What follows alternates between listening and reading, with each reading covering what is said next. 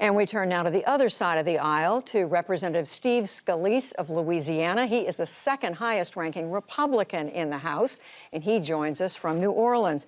Congressman Scalise, it's very good to see you. And tell us what you're hearing from the Trump folks about turnout and about how it looks.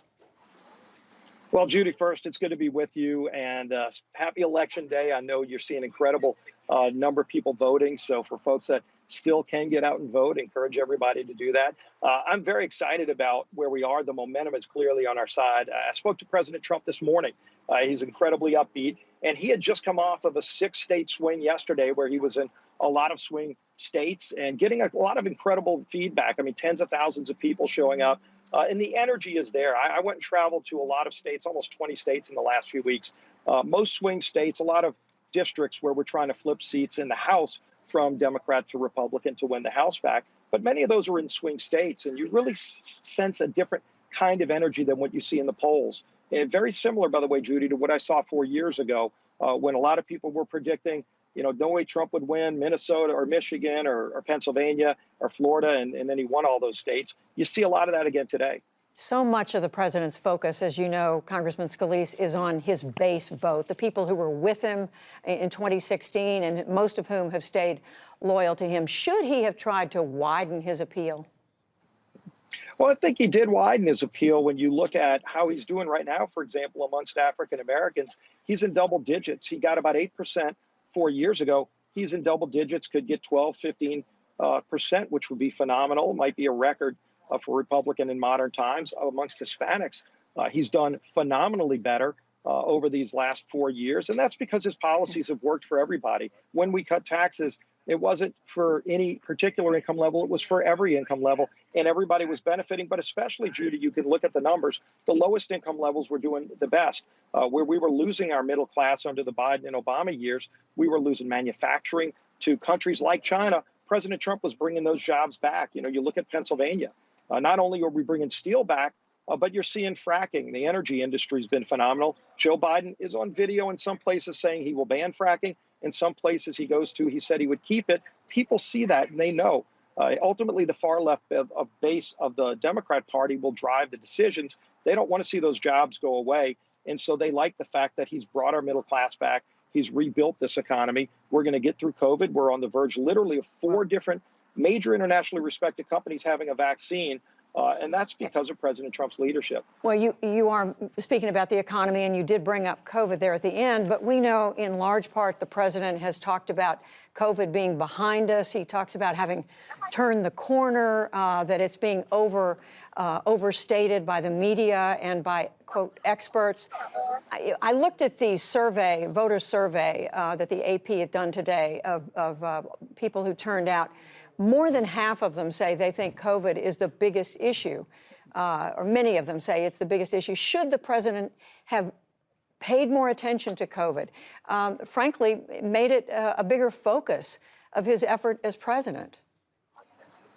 Well, the president confronted COVID from the very beginning. In fact, if you look at the first decision he had to make after China had lied to the whole world and we figured out what was coming out of Wuhan, the top experts from Dr. Fauci on down were suggesting that we ban flights from China. And it was President Trump who said, let's ban flights from China. Joe Biden was opposed to that, by the way. President Trump and Dr. Fauci's testified under oath that decision saved tens of thousands of lives, if not more. And then he made other decisions like banning flights from Europe. Wasn't an easy decision, but President Trump did it. Again, Dr. Fauci said it saved lives. Yeah, I'm speaking in the time. We're now in November, and I'm speaking about what's happened in the spring and the summer and the fall, his leadership on that. But I also want to quickly ask you about the Senate and what's happened there. The head of the National Senate, National Republican Senatorial Committee, told reporters last week that, for example, in Arizona, the president, he said, is losing Arizona right now. It's hurting some of our Senate candidates like Martha McSally. How much of a problem is that in these Senate races that are on the bubble?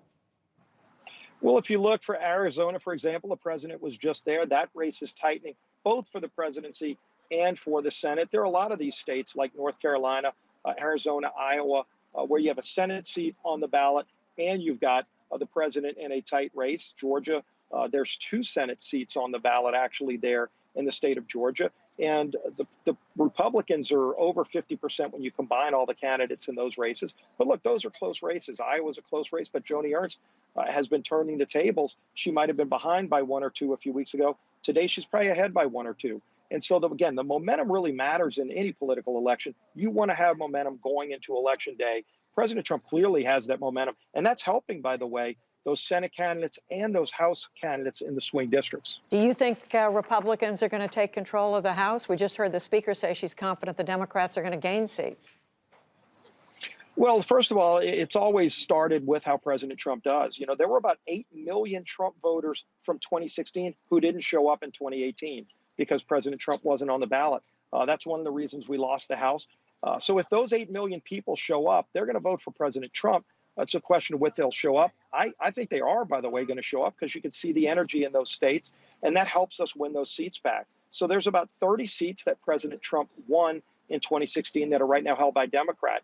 If those folks show up for President Trump, they're going to vote for the Republican because the Democrat voted to impeach the president. The Democrat voted against life, against your gun rights, and that's frankly not where those districts are. So I think the path clearly goes through how the president does, but there is a path for us to win the House back tonight. So you're not predicting that, it sounds like.